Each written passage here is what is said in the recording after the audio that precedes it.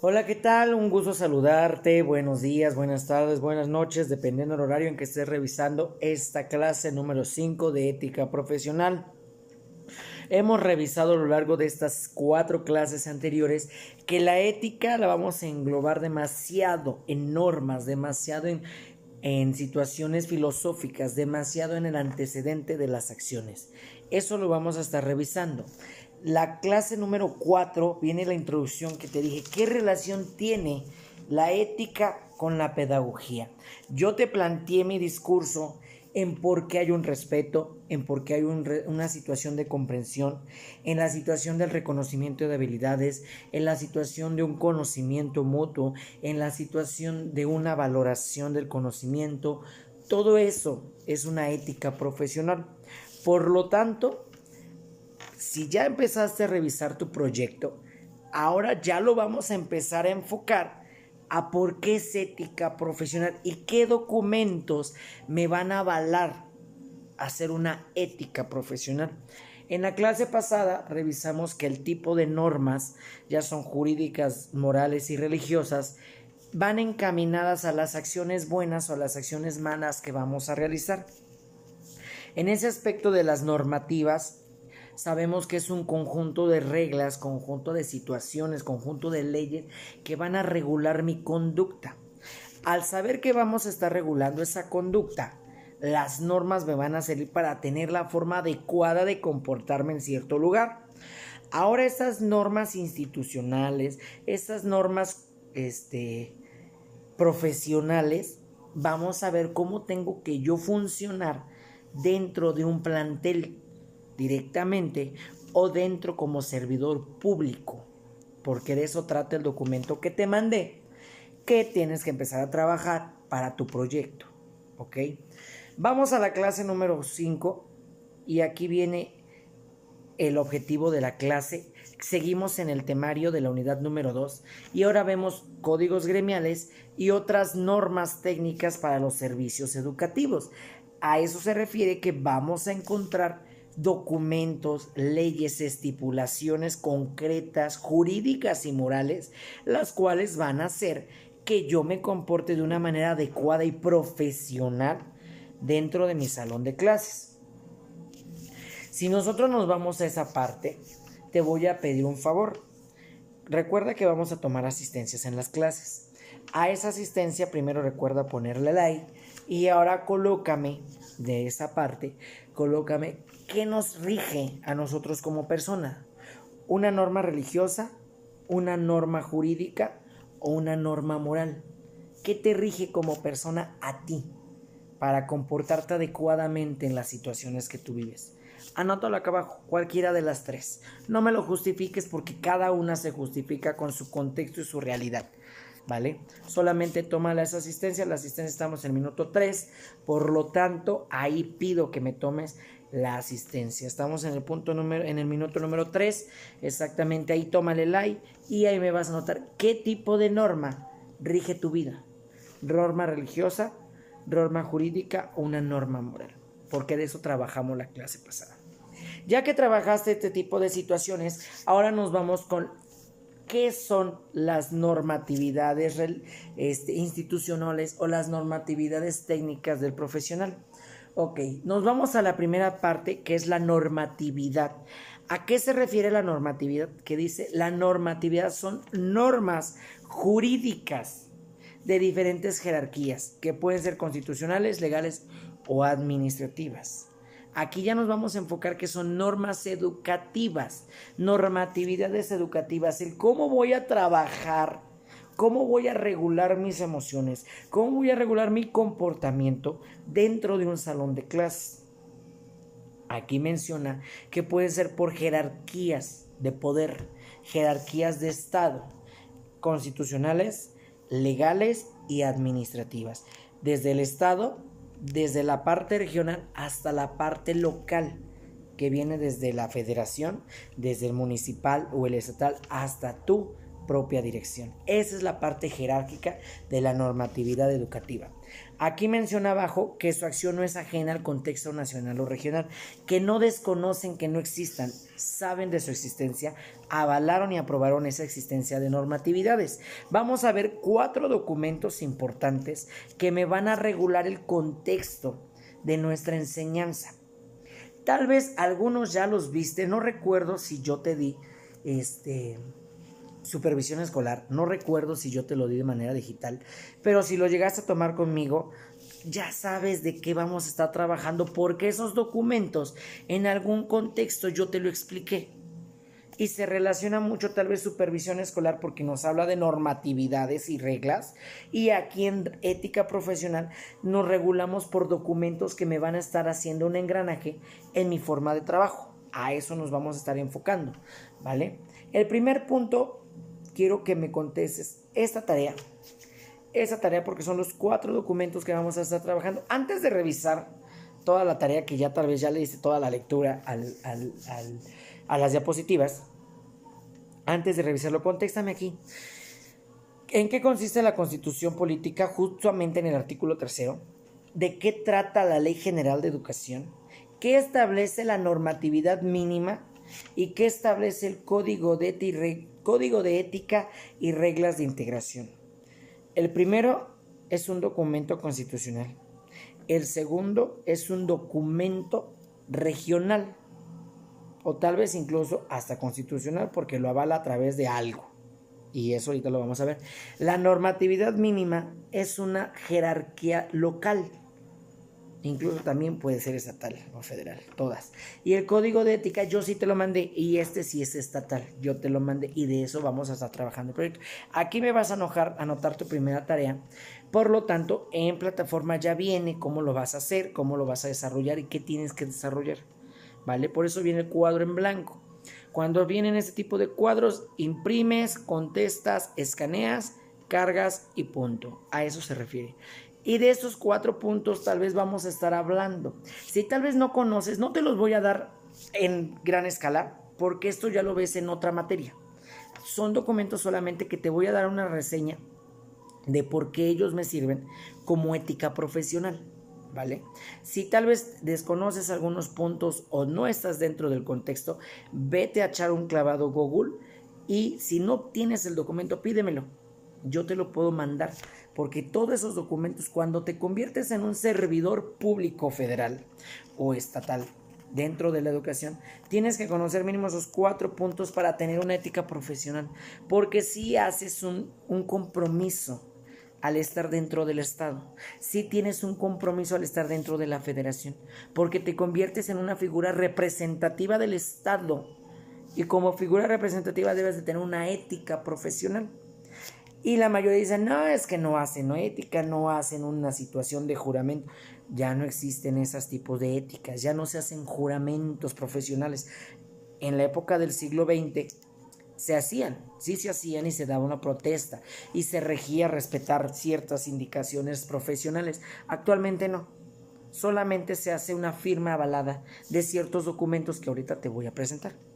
A eso se refiere este punto y este contexto, ¿vale? Nos vamos al punto número 1 de nuestra tarea. Espérenme tantito, voy a hacer un break.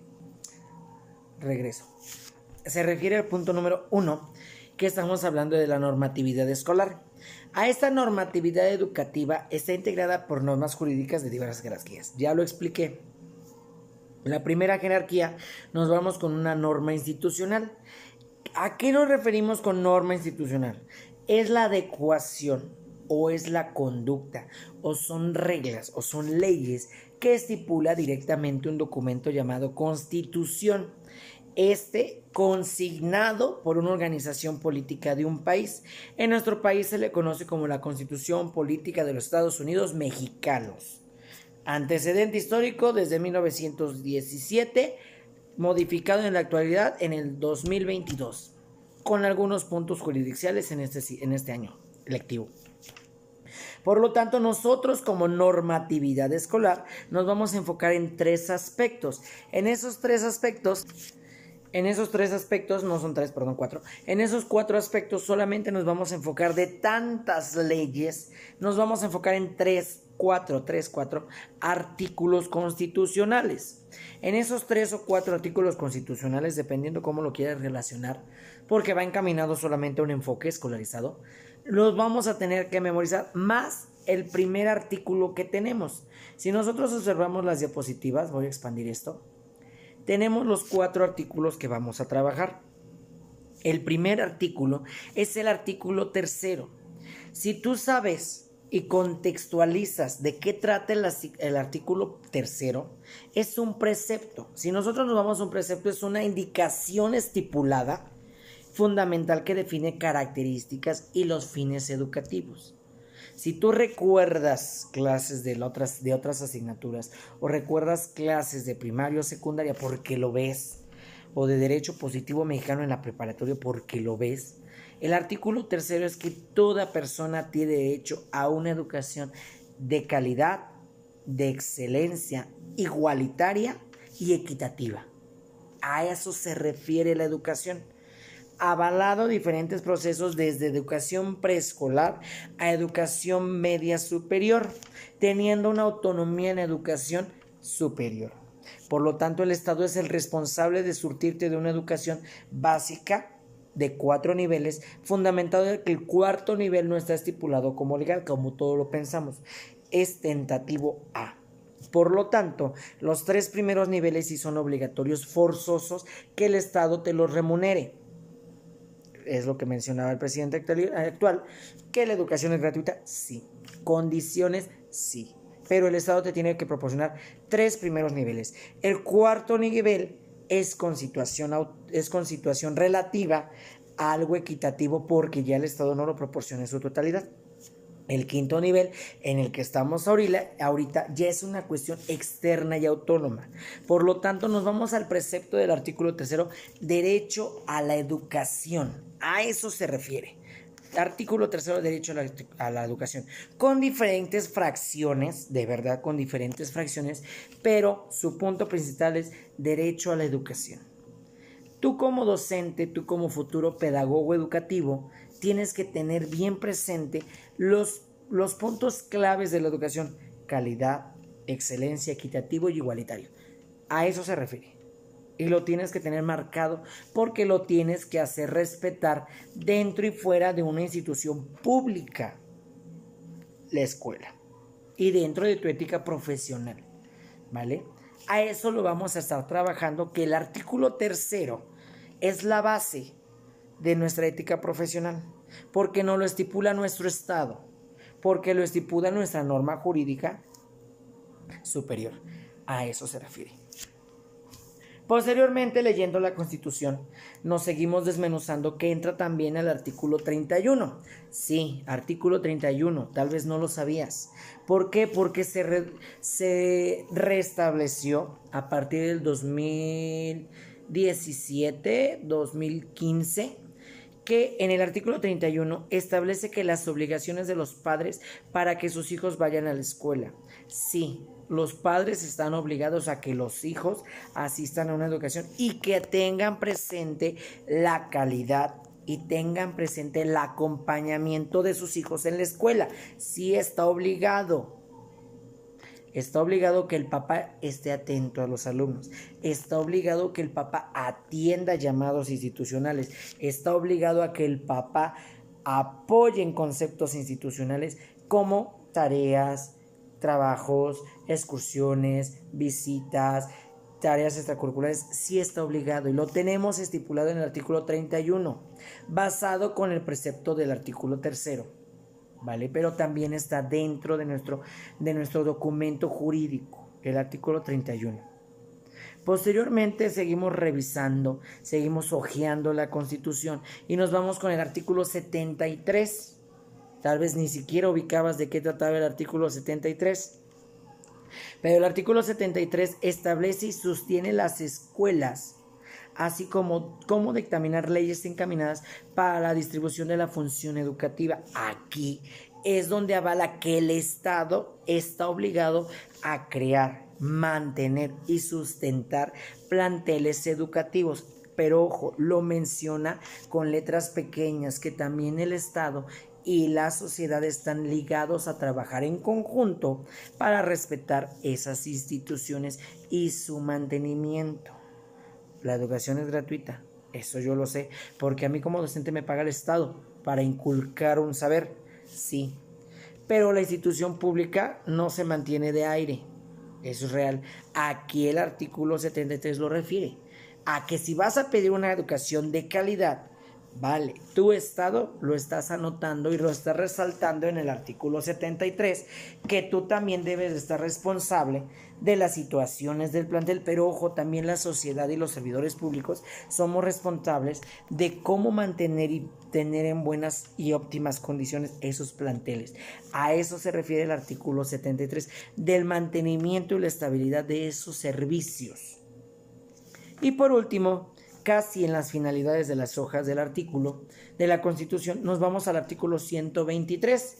Tal vez tú te guías que en el artículo 123 nos habla literalmente del trabajo. Sí nos habla literalmente del trabajo. Pero en sus múltiples fracciones, que si no mal recuerdo es la fracción 6 o la fracción 7, si estoy mal corrigiendo, menciona que impone a las empresas implementar escuelas para hijos de trabajadores, que las empresas están obligadas a prestar un tiempo determinado a los empleados para la asistencia pública de sus hijos, están obligados a tal vez crear instancias para el mantenimiento educativo de los hijos de los empleados o para fomentar la enseñanza dentro de la empresa. Sí se habla específicamente del trabajo, pero entre sus múltiples fracciones nos habla que esos empleados tienen derecho a que sus hijos vayan a la escuela y que esos empleados tengan tiempo para esa escuela y que incluso si no hay cercanías, si no hay posibilidades, la misma empresa te tiene que solventar el sustento educativo de tus hijos. ¿Ves? No solamente el artículo 3 habla de la educación, sino que hay diferentes artículos con fracciones que conjuntan esa enseñanza de calidad, de excelencia, igualitaria y equitativa.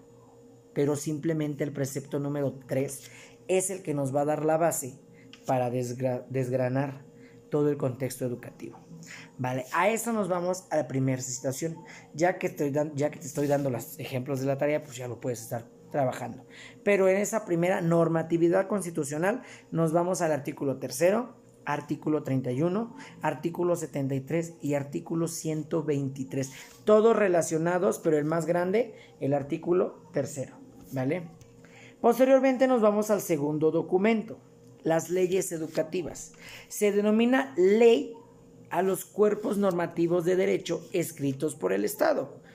Una ley y una norma, recordemos en una clase 3, en una clase 4, que es un sinónimo, sí, y está estipulado y se puede corromper, sí, pero tiene consecuencias legales. Si nosotros corrompemos esa ley, si nosotros corrompemos esa normatividad jurídica. Por lo tanto, las leyes educativas están fundamentadas por el Estado para favorecer la educación. Y dentro de esas leyes educativas tenemos una muy importante que abraza el artículo 3, que es la Ley General de Educación. ¿La has escuchado? Si la has escuchado es porque realmente te hemos enseñado documentos que amparan tu enseñanza dentro de un aula. La Ley General de Educación ampara servicios públicos, nóminas, categorías, situaciones gubernamentales, situaciones de establecimiento, situaciones de tu trabajo. Todo lo engloba ahí como docente. Todo. Es el documento madre para un docente, la Ley General de Educación.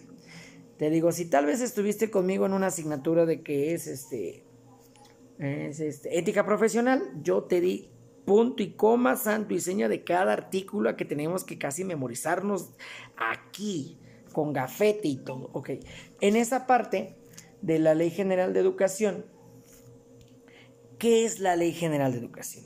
Establece condiciones que permite el ejercicio del derecho a la educación, así como los servicios educativos. Derecho a la educación, vuelvo a lo mismo y te lo dije, el artículo 3 lo apapacha, lo abraza, porque dentro de ese artículo 3 florece la Ley General de Educación. Por esa Ley General de Educación tiene diferentes situaciones. Vamos a ver la infografía que tengo aquí y la vamos a desmenuzar. Que dice, ¿cuál es el objetivo de la Ley General de Educación? Garantizar el derecho a la educación y establecido en el artículo 3. Recalca lo que te mencioné. La madre de la normatividad de la enseñanza es el artículo 3 en México, ¿vale?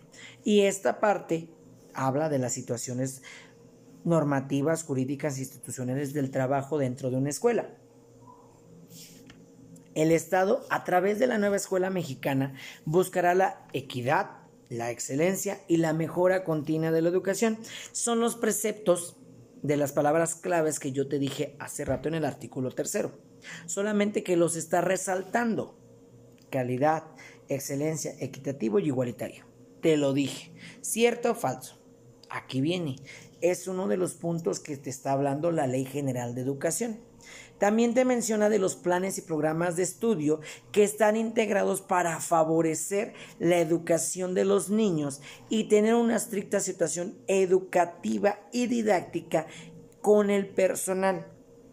Todos los planes de estudio, que tal vez es una polémica que escuchaste el mes pasado, que fue una bomba política, está estipulado y está abrazado por la tercera artículo constitucional y está avalado por la Ley General de Educación. Tal vez tiene 2 que 3 fallas, pero todo el libro es bueno. Tal vez el enfoque que se le dé es el malo. Y esos planes y programas tal vez estén en pañales, tal vez estén a la mitad, no estén comprobables, pero todos los servicios educativos tienen planes de estudios diferentes. Todos. Aquí es donde está avalado en la Ley General de Educación que todos los planes y programas de estudio están revisados cuidadosamente, están formulados cuidadosamente a la edad y están estipulados a una enseñanza de calidad y excelencia, como lo menciona en el artículo 3 y lo recalca la Ley General de Educación. ¿Qué más nos establece la Ley General de Educación? Garantizar los derechos educativos, culturales y lingüísticos de todas las personas sociales con capacidades, indígenas y afroamericanos y demás. Garantizar los derechos. Si nosotros nos vamos a los derechos humanos, recuerda que son 30. Esos 30 derechos humanos también establece que tienes que tener condiciones dignas para todos. Y en esas condiciones dignas uno de ellos es la educación. Por lo tanto, la Ley General de Educación resalta esos derechos humanos para tener una situación educativa digna a tu nivel, a tu alcance. Y por último, dice que el Estado garantizará el derecho de toda persona a gozar de los beneficios del desarrollo científico, humanístico, tecnológico y de innovación. En esta parte es que es escuela para todos, que de hecho es un eslogan de hace unos años educativos, y que la escuela es el centro de atención para la comunidad. Es que todos, a pesar de condiciones económicas, culturales, ideológicas y religiosas, tienes derecho a una educación. En ese derecho te lo va a garantizar a través de condiciones innovadoras, a través de condiciones tecnológicas, a través del humanismo, que es un banderazo que trae este enfoque educativo de este nuevo sexenio. Por lo tanto, esos enfoques de todo lo que está englobado el banderazo del sexenio lo avala la Ley General de Educación. Tal vez esta Ley General de Educación, si tú la empiezas a revisar, está muy atrasada en la actualización, porque realmente está muy atrasada en la actualización. Pero en el transcurso de los años se seguirá desmenuzando, actualizando, renovando, que al final son palabras, sinónimos, antónimos parecidos, diferentes, que nos da el mismo punto, la enseñanza, y que tengamos derecho a las mismas condiciones y que esos derechos a través de una situación digna, y esa situación digna sea a través de planes y programas, y de esa situación de planes y programas se da a garantizar la educación, así de plano. De eso trata la Ley General de Educación. Muy amplia este documento, porque si lo lees solo, sin tanto desmenuce, aburre. Realmente es un documento pesado, muy pesado para un docente, pero si lo vas desmenuzando por gajos, por secciones, interesante sabrás, porque esto es el manual de un docente, literal, es el manual para trabajar en el Estado.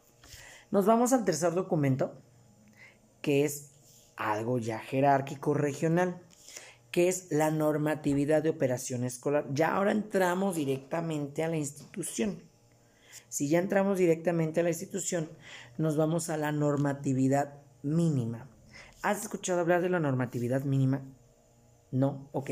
La normatividad mínima es un documento, es una hoja real, es una hoja otorgada por el Estado en el cual te da las condiciones del funcionamiento de una vida regular dentro de la estancia en la escuela. Aquí menciona, propicia el funcionamiento de una vida regular de estas, solo con la intención puntual de los maestros y de los alumnos en las aulas, al buen uso de los materiales y al empleo íntegro del tiempo escolar. Habrá condiciones para el aprendizaje, más aún, únicamente así es posible pensar en apoyar oportunamente a los niños más vulnerables. Ya lo vemos aquí, que ya lo estamos haciendo, ya de lo general, que fue el artículo 3, los desmenuzas a un departamento que es la SEP, y la SEP agarra su departamento que avala el derecho de la educación a la Ley General de Educación, y la Ley General de Educación lo sintetiza más a un documento de una sola hoja con 8 puntos, a una normatividad mínima en cómo tienes que trabajar dentro del aula y dentro del plantel, mejor dicho, ¿vale? Si nos vamos aquí a nuestro esquema, son 8 puntos. Son puntos clarísimos que nos vamos a enfocar en el horario, en días calendarizados de trabajo, en la situación del derecho a la educación y sobre todo el trabajo de calidad que le vas a brindar a los niños. Aquí vienen los 8 y vamos a darle una leidita rápida que dice: 1. La escuela brindará el servicio educativo los días establecidos. Si tú no sabes cuántos días establecidos tiene el calendario escolar, son 190 días lectores. 190 días de 365 días.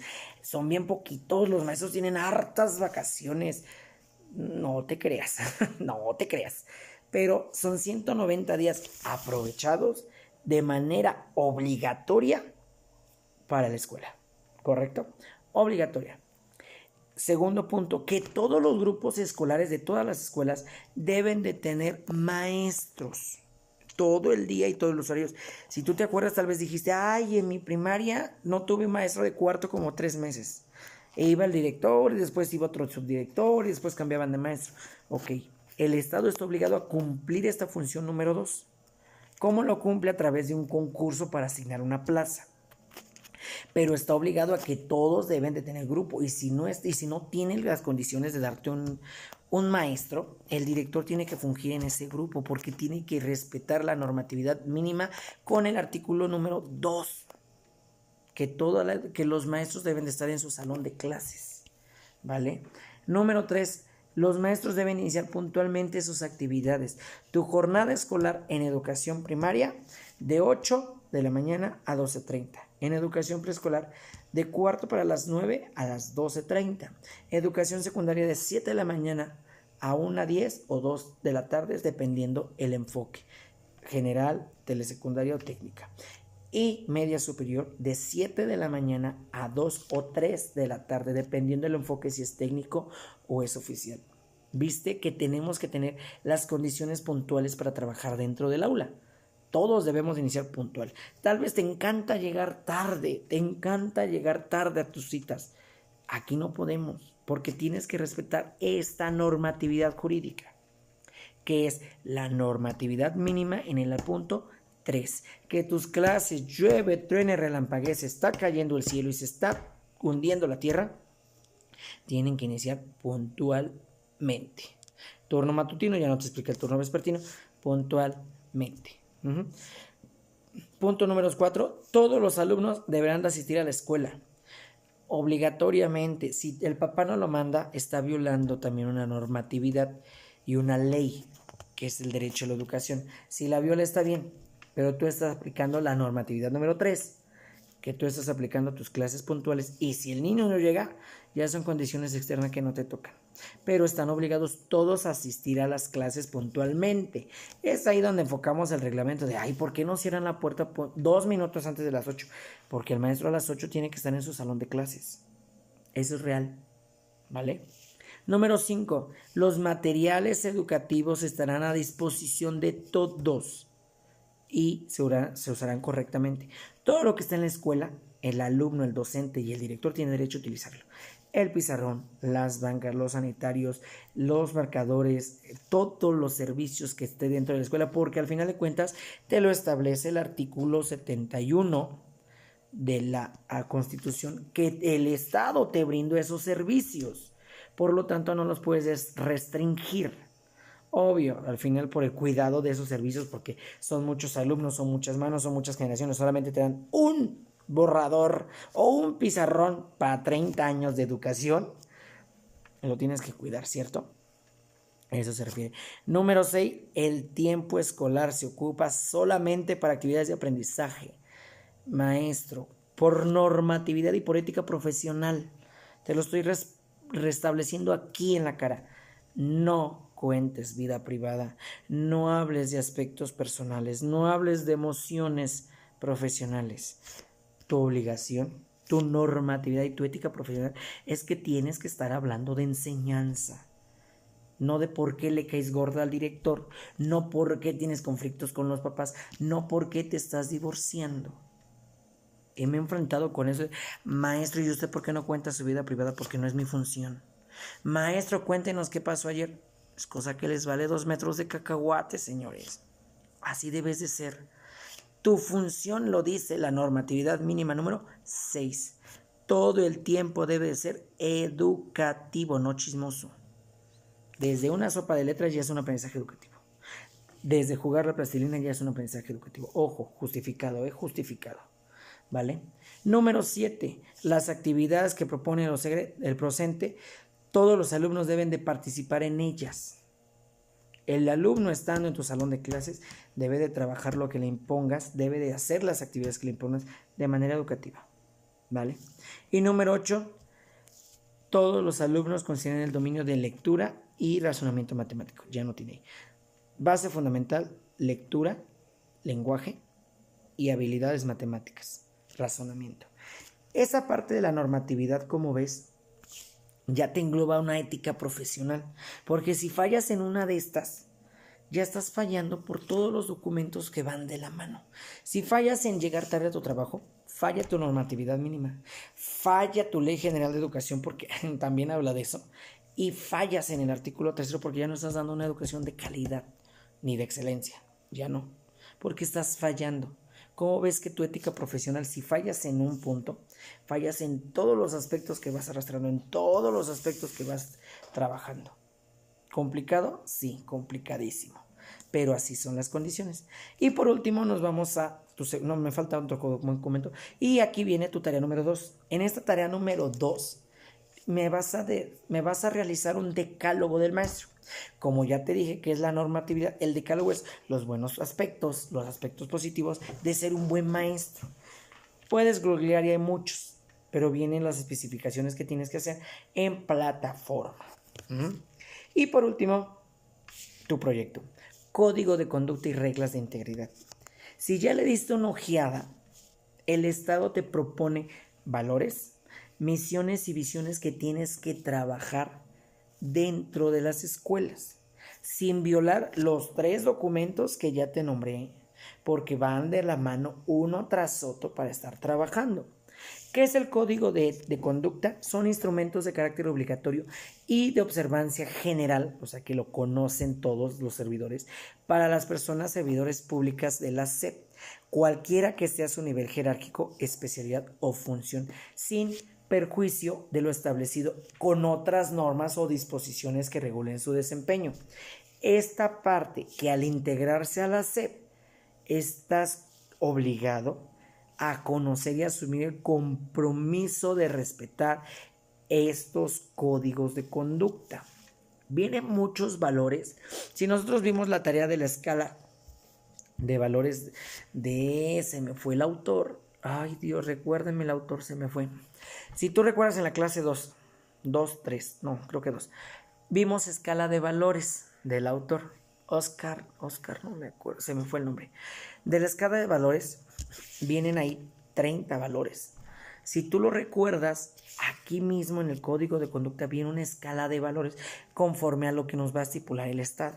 Esos valores los tienes que aplicar dentro de la institución pública y cada situación tiene una misión, una visión y un enfoque en cómo acatarlos. Y aquí viene la imagen, es establecer principios, valores y reglas de integridad. Y de ahí ya te dije cómo vamos a desglosar ese documentote de 45, 50 hojas y lo vamos a sintetizar. Porque vienen muchísimas condiciones, es muchísimo lo que tienes que hacer y está avalado como por 20 personas en firmas y también tal vez está un poco atrasadito de actualización. Recuerda que cambiamos de estado, cambiamos de gobernación, por lo tanto se va a actualizar. Pero por lo mientras ya tienes el canal de seguimiento en que tienes que trabajar con esos códigos de conducta. Ya viste que vas relacionando uno tras otro para tu ética profesional. Todos estos documentos los vas engranando para tener una ética profesional. Cada uno de ellos no se olvida del anterior o del superior. Cada uno de ellos llega a un punto principal, la educación. Y si tu enfoque educativo es la enseñanza, tu ética profesional se basa en estos 4 documentos. Estos 4 documentos que los debes identificar. Yo ahorita solamente me centraré en este, porque este habla de normas y de conductas y de valores. Todos los demás son situaciones normativas, jurídicas, estatales y constitucionales que te los está trabajando el Estado. Más sin embargo, esos lo ves en otra materia, por eso no me enfoco en ellos. Te lo vi de manera general, una embarrada, pero este sí me interesa porque lo vas a estar trabajando, ¿vale? Ya tienes el proyecto, te quedan 2 semanitas para trabajarlo. Recuerda que hay que desmenuzarlo y quiero que lo vayas trabajando. Dudas, quejas y situaciones, me lo mandas al personal, me lo mandas de tarea. Recuerda que pido asistencia en los videos y esa asistencia va a ser, esa asistencia recuerda que va a ser en el minuto 3, minuto 8, no recuerdo bien, pero hay que estarlo trabajando, ¿correcto? Ok, entonces si no tenemos alguna otra cosa, alguna duda, de mi parte sería todo. Un gusto saludarte. Espero que estos documentos los puedas hojear en algún momento del contexto antes de que entres a la situación del Estado, porque de eso trata un examen, de todos estos documentos, ¿vale? Cuestiones personales me lo hacen saber, cuestiones de la enseñanza me lo hacen saber. Nos vemos, un gusto saludarnos, nos vemos en la próxima clase. Hasta luego.